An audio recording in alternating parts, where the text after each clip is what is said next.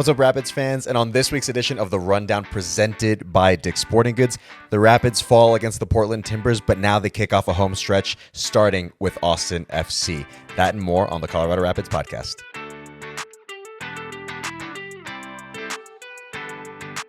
Welcome, everybody, to the Colorado Rapids podcast and this week's edition of The Rundown presented by Dick's Sporting Goods. I am your host, Mike Ravolo, joined alongside my good friend and resident Rapids legend, Drew Moore. Drewby, how we doing, dude?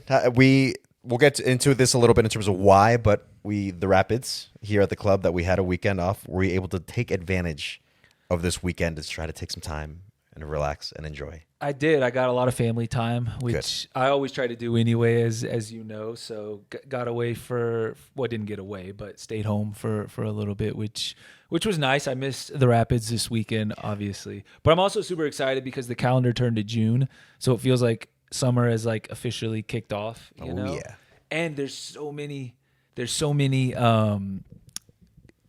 good soccer this summer, right? Like different competitions. Obviously, there's league play in MLS. There's Club World Cup, which gets started pretty soon. There's Gold Cup. There's Leagues Cup later on this summer. So it's going to be, as I feel like it typically is, a summer of soccer. And with it being June, just kind of seems to make sense to talk about, you know? Yeah, man. Yeah, yes, I'm with you. As soon as June hits, it's like, all right, summer has officially kicked off in a sense. And so that, with all the soccer that we're going to have this summer, it's going to be fun. There's going to be a lot to talk about on the podcast. A lot to talk about. And there is today, too. Oh, yeah, there definitely is, for sure. So as I mentioned, that the reason that the Rapids were off this weekend, so originally on Saturday that they were meant to be at LAFC on May 31st, that match got rescheduled because LAFC on the night ended up playing against Club America for what was the Club World Cup play-in match. Yep. One of those two teams was going to make it to that match. Whoever the winner was, that being the case, was LAFC, as we saw. We'll get into that a little bit later with our Around MLS segment. But that's where LAFC, they played Club America instead of Colorado. So that match between LAFC and the Rapids, that got rescheduled for Wednesday, July 9th. So that'll be after our tentpole 4th of July game on that Friday before. So, you know, it didn't hurt to have that little break for the Rapids. And, of course, for us, as we try to take advantage of a little time off, because as we know in this business, it's hard to find any of that time to be able to just kind of take a beat. So that is the reason that the Rapids were off on the weekend, not playing on Saturday, but did have the match before that midweek against Portland, which we will get into in just a bit here. One more note before we do get into the Portland Colorado match from last week midweek. All-Star voting, Drew. We are. I mean, you said we're in summer now. I mean, that's another one. It's that time of year, man. Yeah, like All-Star, which is really exciting to get into. So voting for All-Star, that started on May 28th. It ends Wednesday, June 11th, 12:59 a.m. Mountain Time. So don't be like me in terms of like waiting for the last second to get the assignment in and submit the assignment like at 12:58 a.m. Like, no, don't do that, because I'm speaking out of experience here. So make sure before Wednesday, June 11th, 12:59 a.m. Mountain Time, that you get your votes in for your favorite Rapids players to be able to show up at the 2025 All-Star game that's going to be in Austin this year against Liga MX. Yep. That match between the two leagues, between MLS and Liga MX, that's going to be July 23rd. At Q2 Stadium, which I think that's going to be a really fun occasion. Last year, we sent a couple All-Stars of our own. The current club captain, Keegan Rosenberry, was able to go. And then, of course, our good friend who's over in France now, Moise Bombito, were able to go to represent the Rapids last year at the 2024 All-Star Games. So why not send another two or more this time around? Yeah, we got to send some Burgundy boys there. I don't care if you vote at 12:58 a.m., just as long as you vote, all right? As long as you get it in on time. But I get what you're saying. Like, don't wait too long. The more votes, the better opportunity those Rapids players get. And if one of them doesn't make it, or a couple of them, I'm starting a fight. So, and I'll start a fight with you. So get your votes in, because there's certainly some players with the Rapids that deserve to be there. Georgi Mihailovic. Yeah, excuse you. Sorry, you had a little. It's Monday morning. It gets the best of us. So, so to make it easy for you guys, we're gonna have on YouTube at least, we will have the link to All-Star voting in the description of the show. So literally as easy as can be, as you're watching the show or when you finish watching this podcast, go in the description, go in the bio, and just submit your votes in for your favorite Rapids players to go to Austin for All-Star in 2025 this season. All right, that was a little bit of housekeeping to start the show, Drew, Yep. but let's get right into it in terms it. of what was the match between the Portland Timbers and the Colorado Rapids last Wednesday. Like I said, we did not play on Saturday, so this is the match from last Wednesday at Providence Park between the two sides. This is the second match that these two sides were facing each other after the Timbers had come to Dick's Sporting Goods Park earlier in the season. And then this is the first highlight that we have, Drew, which is just an incredible effort from Georgie to get the first goal. Fantastic finish and really just individual run from Georgie, and I think the Portland players thought he might pass it across, and he decides to take it himself, and just shows the quality that this guy possesses. Yeah. Speaking of all-stars anyway. So Portland here, they earn a PK after what the ball had seemingly gone off Andreas Maxus's arm, and Felipe Morris steps up to try to take the kick, but no, Nico Hansen says no. Nico Hansen, again, continues to be a shining star for this Rapids side in goal, and stands up strong, doesn't take the bait, and commits to staying up the middle. And the Rapids trying to follow up on a strong first half against the Timbers at Providence Park. And off the bar here from Sam Bassett, just so close to scoring, Drew. But as we talked about, Drew, this Portland Timbers side loves to go on the counter, and that's exactly what they did in this play here. So much in this one highlight. And it just shows what Portland can do. They go from almost going down 2-0 to tying the game up about 10 seconds later. And the Rapids are in good spots. It's not like they were defensively out of whack here. I think, if you can get first contact on the first long ball, then you give yourself a chance. But Antony doing what he does. And then just to make matters a little bit worse, that Wayne Frederick here comes in with a tough challenge, and it's a straight red.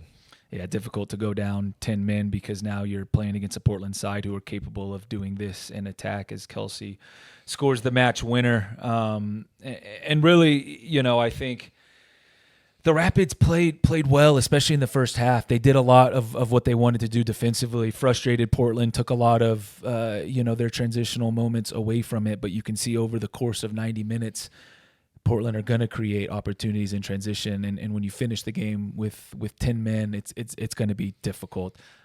So disappointing to come away with nothing. Yeah, especially so like we said after that first half performance from the Rapids. Just real quick before we really get your thoughts on the match, Drew. Yeah. We'll go through the match stats here. So Portland had 24 shots versus the Rapids 8. Shots on goal that the Timbers had 8 versus the Rapids 3.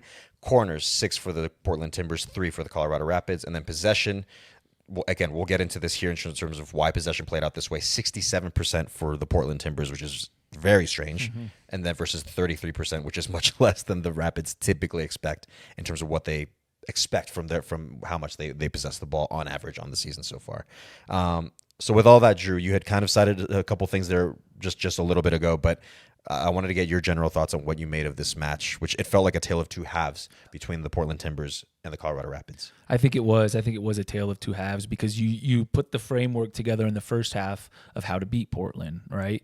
You defended with numbers, you frustrated them, you didn't let them break out in transition, hence the possession numbers, which that's a lot of possession for Portland, which, maybe even too much, but you are okay with them having the ball because they do struggle at times to break teams down when you defend with numbers and defend well. And the Rapids did that in the first half. And Georgie who was class in his 55 minutes. Not just the goal, just his ability to get on the ball and move Portland players around and his passing ability. He was very, very good, when he was in the game. But then the second half comes and the margins are so fine. If Sam Bassett puts that in the back of the net and it's difficult, he's reaching for it. He's not able to keep it low. I think even he gets his toe on it. But 10 seconds later, the ball's in the back of the net and.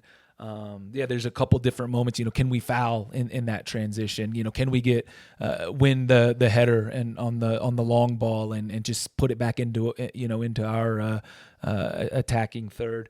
But Portland are lethal in transition, and then again you go down to 10 men and it's going to be difficult, right? And so. Disappointing, but there were a lot of good things in the first half that you can draw from that I thought the Rapids did well in defense and in the attack as well. So disappointing to come away with nothing, like I said. Yeah, it's just emphasis on that first half performance. It just felt like the Rapids put themselves in a really good spot to frustrate the Timbers for really the entire night. I think maybe this was something that was cited on the broadcast quite a bit, was the Orlando match previous to this match against the Rapids, that the Timbers struggled when they went to Orlando on the Saturday before, being forced to hold onto the ball, find creative ways to kind of get past Orlando, who were kind of a bit more compact. Seemed that the Rapids kind of took a page out of that playbook from Orlando, and it looked like through the first half at least that the Rapids were put in a good position to be able to win the match. But that's the thing, man. Like, for those of you watching on YouTube, like, you see those highlights, the highlight from the first Portland goal on the counter. Like, we've talked about it, Drew, like off camera before, man. It's just, it feels like they've rehearsed this stuff, because it is down to a T that they have the transition play. And that goal the first goal that they get against the Rapids is a very clear indication of how good and lethal that they are on the counter. You mentioned Georgie. Yeah. Like I said, talking about all-stars, bro. Like that, like, how about not just the goal from Georgie, but the performance overall from Georgie before he had to step off the pitch and be subbed out?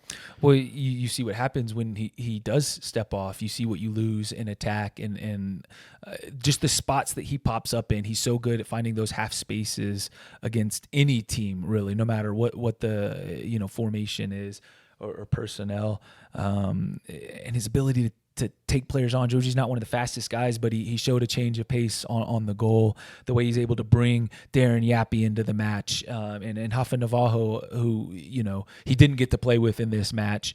And we'll talk about Rafa, stepping back on the pitch, which was great to see. But just Georgie's ability in attack is so impressive, and we lost that when he had to come off, and that was evident. But he's having an all-star best 11, season so far. And he was fun to watch on Wednesday night. Yeah, man. I mean, Georgie is Georgie. Like, he's just one of those guys where, like, you can more often than not expect a performance like that out of him, because he's just that good of a player. So, like I said, speaking of All-Star, like, that's one of those guys, if you're a Rapids fan, that you want to be able to send over to the All-Star game.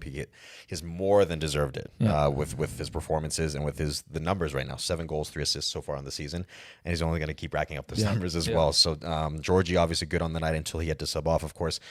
Chris Armas had mentioned in the post-game press conference that it was a cramp more than anything. You could see that he was kind of grabbing his hamstring. So not expected to be an issue. We'll wait and see as the week progresses, leading up to the Austin match on the weekend, which we will get into later on in the show. And then a few other guys I wanted to highlight with Jackson. Just the way that he's got that dog in him, man. Just the way that he just outright he dislocated his pinky. You could see it on the broadcast and the way that happened, but he just immediately gets the treatment for it and gets right back into it and plays out the rest of the match.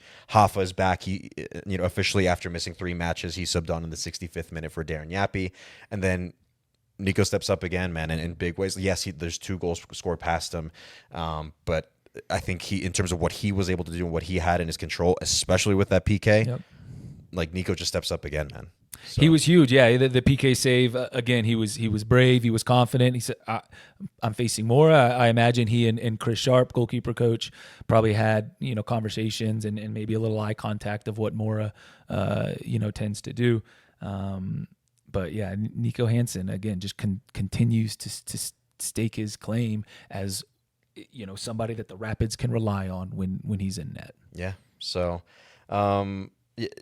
Yeah, disappointing result. Like, we always knew that the Rapids were up against it, going to a place that historically in the past 5 years or so, it's been tough. Yeah, it's been very tough, and against a Timbers side that we know, like we said, it's one thing to know, it's another thing to stop it in terms of their transition game. Like we said, the way they went about that first goal against the Rapids, it looks like they rehearsed it. Like, it's just that's how good they are on the transition. So, but again, I think that first half performance, if anything, is definitely something to take out of in terms of if you need to sit and frustrate the other team and do that, be fine with it. Like, any sort of narrative of like, oh, the Rapids are just sitting and just not doing anything with the ball. I think you have to do what the game is asking of you, right? So if you understand that the Timbers are going to struggle in possession, finding solutions, if you just sit in a block, then do it. I think it'd be kind of a bit ridiculous if you're trying to go for the game and the Timbers kind of do what they did eventually and they find an opportunity to go the other direction. So that first half performance is definitely something to build off of. Sure. And again, just like these little things you pick up as you go throughout the season in terms of how you can go about other teams who might want to try to play a somewhat similar way, albeit the Timbers are pretty exceptional at it. Maybe Minnesota is another one that comes to mind in terms of what they want to do and play in transition. But disappointing, but at least this they gave the Rapids a little bit of time to just kind of focus, reset, take a beat with having the weekend off with that LAFC match being rescheduled, like I said, for Wednesday, July 9th. And that's going to take us into the Austin game, which we're going to get to in a little bit. But before we preview that match, Drew, very quickly, as we have reiterated multiple times on the Rapids podcast, that you got to download the Rapids app. Yep. Free 99. If it's free, it's for me, as the wise If it's Drew free, Moore says. it's for me. Of course, it's, as we mentioned multiple times, that it's just incredibly convenient, guys. Like, one, it's free to download, and then two, you get everything, and I mean everything that you need to know, and as it pertains to the Rapids. So just knowing whether you're trying to keep up to date with a game that's going on, but you can't tune in on MLS Season Pass or be here at Dick's Sporting Goods Park with us. Any videos, highlights, any updates, whatever the case may be. It's all on the Rapids app. Literally, like everything, your one-stop shop for all things Rapids is on the Rapids app. If a game gets moved because LAFC didn't want to play us last weekend, they wanted to play Club America instead. Yep. Then the Rapids app will let you know that. I mean, literally, I don't know. We've said it 16 times, 17 times at this point now. However many episodes. So download the Rapids app today, because like I said, it's a one-stop shop for all things Rapids. So with that, Drew, let's go straight into Around MLS. Let's do it. A few things that we want to keep tabs on, particularly not necessarily MLS matches, but with MLS teams involved. So to start with the CONCACAF Champions Cup final between Cruz Azul and Vancouver Whitecaps. Obviously, all of us kind of raising our MLS flag, but then maybe having to raise the white flag after how things were going there. So Cruz Azul in the end wins 5-0 against the Vancouver Whitecaps. Your old teammate and the interim head coach of Cruz Azul, who we're going to be, Cruz Azul will be facing in Leagues Cup. We'll wait and see what happens with Vicente Sanchez. He was very clearly emotional at the final whistle. Like, it clearly meant a lot to him to be able to kind of accomplish that, win a trophy for the club. What did you make of that match, Drew? I think there's not too much to pull from that, honestly. No, I think... but I don't want it to. It's going to take some of the shine off of what Vancouver have done this season, not just in CONCACAF Champions Cup, but they continue to be first in points per game in league play as well. They have a couple fewer games than most of the teams, but on the night, just not good enough from Vancouver. And you have to give Cruz Azul a lot of credit. They were relentless in their pressure and ruthless in attack, and just showed their quality on the night. But for Vancouver to go through this run and continue to be top of the West and just 2 points from top of the Supporters Shield standings is extremely impressive. And I don't want it to, last night to take anything away from what they've done, which on the night they were not good enough. They weren't good enough in midfield, which has really been their bread and butter, right? Being without Berhalter probably affected it a little bit, but not probably enough. And it'll be interesting to see how Vancouver can respond from this, because this is only their, they only have one loss in league play. And I think they lost leg one at Saprissa all the way back in February, whenever that was in the Champions Cup. So it'll be interesting to see how they respond from a bit of adversity, really for the first time, probably. You still face adversity even when you're in good form, of course, and the travel they've had to go through, the places they've gone and gotten results. And it's been extremely impressive. They're going to lose some players now to international call-ups and stuff. But what a run for Vancouver, and it'll be interesting to see how they respond. I think it's impressive. I think that's the one thing that we have to be able to pull away from this run that the Vancouver Whitecaps have done, because as we've seen historically with MLS teams, when they try to make a run and you can speak from experience, Drew, where when you were with Toronto, you guys made that run to the final against Chivas, Guadalajara, and things didn't go your way in that final, but you can speak to the fact that it takes absolutely everything to be able to just focus on CCC, let alone trying to keep up your MLS form. So the fact that the Whitecaps can do both, right? Like, be top of the table in the West and very up there in the Supporters Shield standings and make that run to the final is incredibly impressive. Just all the plaudits, all the credits to the Vancouver Whitecaps for being able to pull that off, albeit losing in the final, but you have to be able to kind of acknowledge when something that good and that impressive happens. So, for sure. So moving on from that, is, like we mentioned, so LAFC on the weekend that they were playing Club America for what was the FIFA Club World Cup play-in match, and so it came down to one of those two sides making it to the Club World Cup. In the end, it was LAFC who won 2-1. Denis Bouanga, of all people, of course, with the game winner in the 115th minute in extra time. So that means that LAFC, now that they've qualified for the FIFA Club World Cup, they will be in Group D with Flamengo from Brazil, Esperance Sportive de Tunis from Tunisia, and then Chelsea Football Club from England. So you were able to catch the match and watch most of it. What did you make of that match between the two sides, Drew? It was a really good match, reminiscent of, in terms of atmosphere, of the Rapids playing Club America in League's Cup semifinals last season in LA, right? Quarters, I believe. Yeah. Quarters, that's right. Quarters, Quarters, because we won in penalties. That being at Galaxy Stadium, but it was a sea of yellow. But I thought, both teams really, it was a tense match. It looked like almost a cup final, and I think it just proved that even though LAFC have been kind of quiet this season, in terms of league play, and they didn't advance as far as they would have liked in Champions Cup. But when you have Denis Bouanga on your team and you stay in matches, he can be the difference.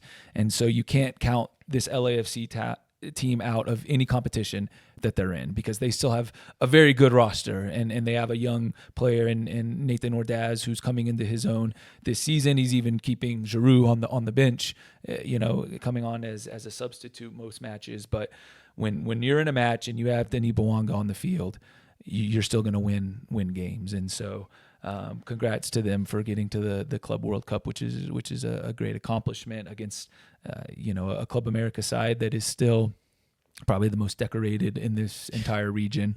But big time from LAFC. Yeah, huge. And you could see how excited they were with how, like, the way Steve Cherundolo and the coaching staff and everybody celebrated it. Yeah, you'd think they won a cup final, So they're clearly very excited to be a part of what's going to be like a historic version of this Club World Cup, right? It's going to be here stateside with as many teams as they're going to be.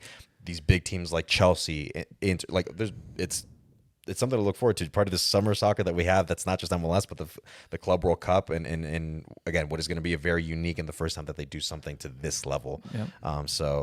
Congrats to LAFC for being able to qualify for the Club World Cup. I think that's going to be an incredible experience for them. Of course, the other two MLS sides being involved in the Club World Cup will be Inter Miami and the Seattle Sounders. The Seattle Sounders got the short end of the stick, I think, with the group that they have. But I think nonetheless, it'll be a really, really cool experience for the club, for the fans, and just I think for us here stateside, to see these teams in a competitive setting, whereas before, we've seen teams like Manchester United and all these other folks come here for like summer friendlies and showcase, which is nice for fans to kind of physically see and interact with their team. But I think this has a different flavor to it with having the competitive edge to it for it being the Club World Cup. So it'll be exciting. And then the last thing for around MLS, Drew, actually an MLS match this time compared to the two that we covered here. Galaxy versus Real Salt Lake. Drew, the Galaxy won. The Galaxy won. It's in all caps here.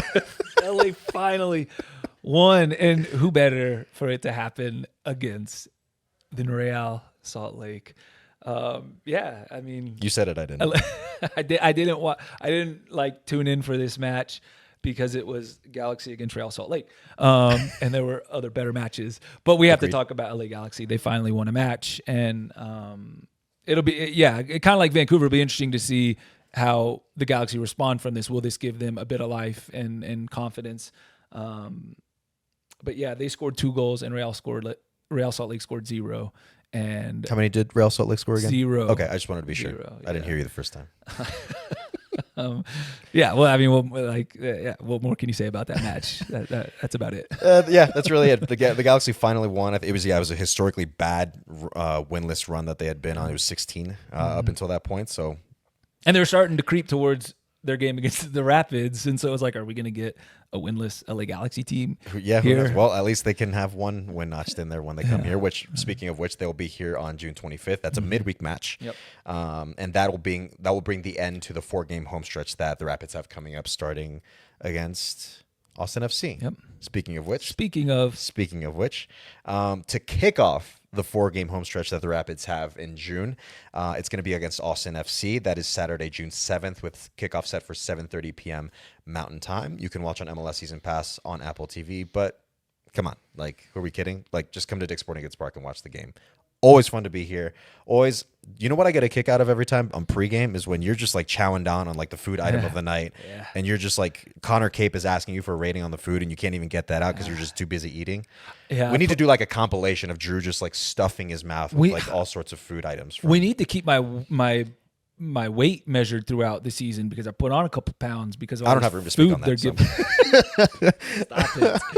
Come on, but I think I'm if I have to do the edit, I'll do it. We have to do like a compilation of just like all the food items. So at this point, how many good food? Well, you can get good food here too. We do. Like, to be fair, so like like you're chowing down, and I'm just sitting there like helplessly drinking my water as you're doing that, before we have to start working for the night. But yes, just come to Dick's Sporting Goods Park for that match. Like, you're better off doing that as opposed to just sitting at home and just watching the game on MLS Season Pass. And Austin typically travel well, right? So they do. Like, we can't allow that. No. We can't allow them to be heard or seen or like wear your burgundy, bring your friends. Yeah. Again, like seriously, you're better off just coming to Dick's Sporting Goods Park. It's always fun to just go to a game instead of watching it on TV when you have the opportunity. So like I said, that's going to be on Saturday, June 7th, 7:30 p.m. Mountain Time. Get over to Dick's Sporting Goods Park. So in terms of what Austin looks like, Drew, right now, so let's look at their last 3 matches in terms of their form. So they earned a 1-1 draw at Minnesota on match day 15.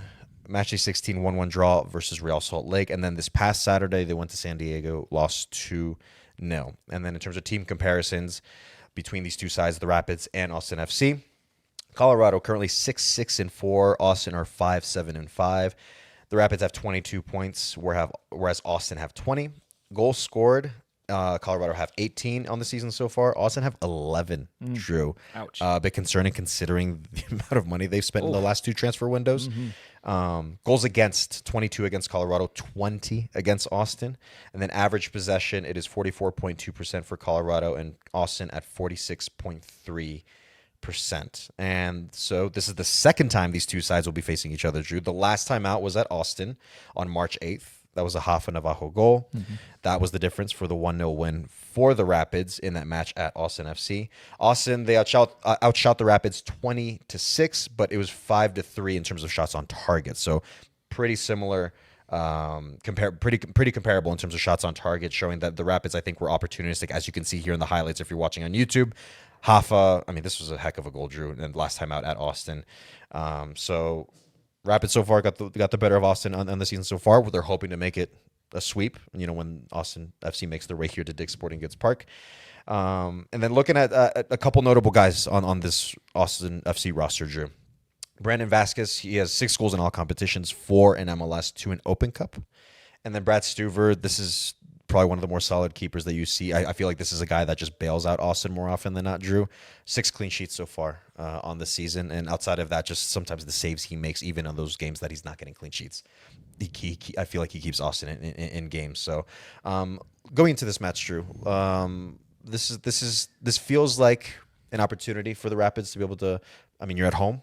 You start a 4-game home stretch, which is, I think, pivotal just to be able to have that time to, because it's those little things of travel on the weekend or a midweek or whatever that make the difference. When you eliminate that provides, I think, a team a lot of tranquility, a lot of peace of mind, if you will, in terms of like just getting to stay at home, playing games at home in front of your home crowd, not having to travel. I feel like that makes a difference for a group. And again, the fact that this is a 4-game home stretch for the Rapids feels like a prime opportunity for them to hopefully start racking up some points with the stretch that they have at home. I think that's what it is. It is a prime opportunity against a team that is not that far behind Rapids in terms of standings and some of their overall numbers, but is probably asking a lot of questions of itself because of the amount of money that they did spend, especially in their attack in the last 2 transfer windows. To start with them here at home going into a 4-match home stretch. I love the word you use, tranquility, because soccer is anything but tranquil. But I do think this is a good opponent to face right now. But that doesn't really matter. Like Rapids, a couple times in the last month or so have played against teams that we thought, oh, we're catching them at a good time, and it didn't quite work out the way we would have liked it, And so we're going to get into, some of the players and keys in this match. A match that the Rapids should feel very confident going into, but have to put a lot of work into their preparation going in and a lot of focus and concentration on certain things that Austin try to do, at least maybe haven't been as successful as they would like. And you also have that little bit of they haven't won in a little while. They're not scoring a lot of goals. Do they feel a little bit like this is a bigger match than normal to try to get back, above the playoff line? So it will be interesting in terms of that kind of back and forth. Mm-hmm. Yeah. In terms of guys, I think to keep an eye out on with Austin, right? So I did list a couple guys that are notable, and I think there are some good players on this roster. Don't get it twisted in terms of how many points they have so far in the season or how many goals they've scored on the season. There's still some really good players on this Austin FC side. But one guy I really want to pick out and make a note of, Drew, on the Austin FC side is Ilya Sanchez. So he's a fantastic player, man. Like he's a big reason why LAFC, when he was with them, why they won MLS Cup. The way Ilya Sanchez is able to just kind of read the game and see the game and play passes in between lines, what he does provides so many more opportunities to a front line, to Brandon Vasquez, Usman Bukhari, Mirtu Usuni. Like, it provides opportunities to guys like this to find more chances than they typically would without someone like him. So if you're the Rapids, I feel like this is somebody that if you shut him down, who is essentially the brain of the team with all the passes he's able to provide and the opportunities he provides to his front line, Austin's going to be very, very, very limited on the chances that they're going to have on the night. So Ilya Sanchez, if you just kind of shut down the brain, if you will, of the team, Austin's going to have a rough go of it here at Dick's Sporting Goods Park against the Rapids. So for me, that's going to be the guy to keep an eye out on Austin FC. Whereas with you on the Rapids side, Drew, who's someone you think is going to have to kind of really step up in this game in particular? For me, I think a lot of Austin's success and attack comes down that right side through Bukhari and his directness and pace. And so I'm looking at the Rapids left back, whether it be Jackson Travis or Sam Vines. Of course, it's been Jackson Travis the past several weeks now, and he's done a very good job. Does a lot of what Chris Armas wants. But if he's able to limit, what Bukhari can do in transition, I think that'll go a long way. And really, I'm looking at the whole back line of the Rapids because of the players that Austin have in Uzuni and Vasquez and Bukhari. And if Diego Rubio makes his way onto the field, right, he'll be hungry to come back here and do some damage. But if you limit this attack that has only scored 11 goals this year, but that doesn't matter. Like, don't let them get into a rhythm. Don't let them get out on the break. Don't let them feel like this is the night where they're going to score some goals, right? Because they've only scored more than one goal once this entire season in a match, right? Not on Saturday night. It's not going to happen. Your rest defense needs to be on it. Your compactness, your organization needs to be on it. And I think our left back, neutralizing what Bukhari can do on the break will go a long way in making sure we take care of things behind the ball. Whereas I think you're going with your key on the other side of that. Yeah. On the flip side, Drew, I'm going to look on the front half of the pitch for the Rapids in terms of your attacking players taking advantage of their opportunities when they present themselves. For me, this looks like a game where, like, if you just score those goals fairly early against this Austin FC side, they are not going to get out of that. How great hole. would an early goal be? It'd be fantastic. We haven't scored enough early goals. Yeah.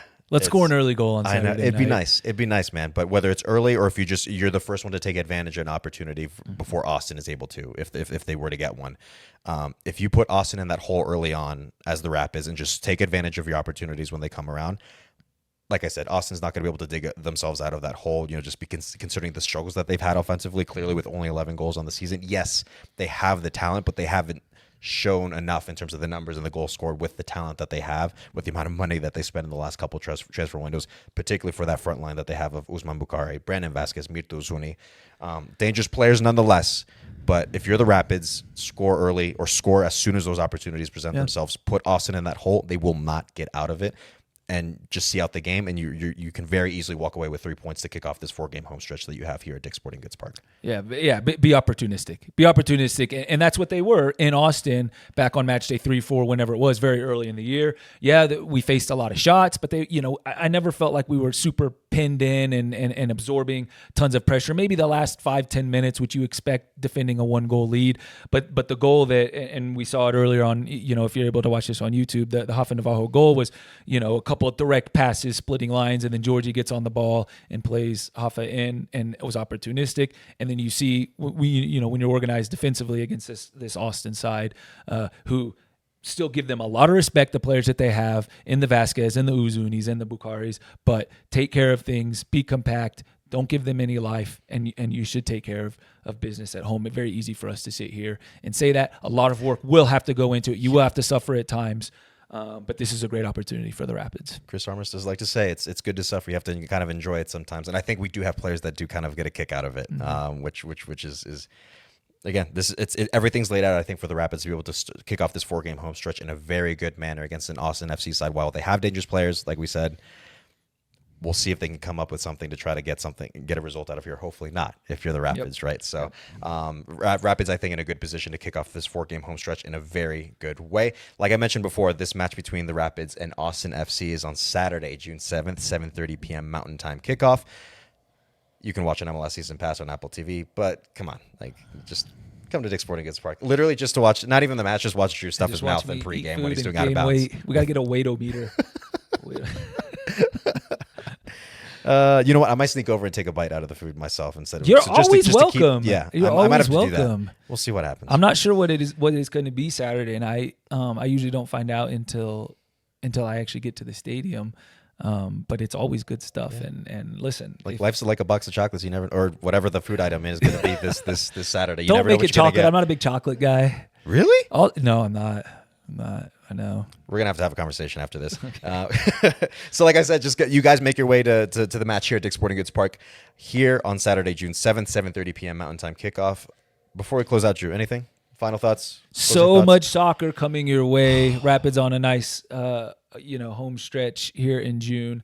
But I'm excited, man. I'm buzzing. It's my kid's last day of school is tomorrow.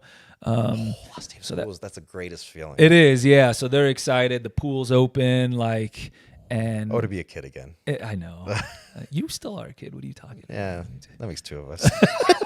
it does, but I'm super excited about this summer and the Rapids and just everything that's going on, and it kicks off Saturday night. Yeah, man. Like I know as a fan, when I would want to go to games to watch my team, so for me it was DC United when I was growing up. Like I would always want to go every weekend and try to watch them. So this is as good as an opportunity as you're going to get as a Rapids fan to watch your team this Saturday, next Saturday, the Saturday after that. If not, it's the Wednesday after that. Yep. A 4-game home stretch, an opportunity to come to as many games as you can and watch your Burgundy Boys live in person here at Dick's Sporting Goods Park, as opposed to on TV or through the radio. Although, we can always it's always nice to have you guys on the radio call. But if you can come to the stadium, come on, you got to make it to Dick's Sporting Goods Park and catch your Burgundy Boys, like I said, to kick off a 4-game home stretch. So plenty of opportunities here, Burgundy Boys. We will be there Saturday night against Austin FC. We'll see what food item you're chowing down on pregame on Out of Bounds with Connor Cape. But other than that, hopefully we will see you all at the game Saturday, June 7th against Austin FC. That's going to do it for this edition of the Colorado Rapids podcast. My thanks to the production crew, Miles and Rich, Drew, of course, my good friend here, our resident Rapids legend. I've been your host, Mike Ravolo. We will see you guys on the next one. Have a good week.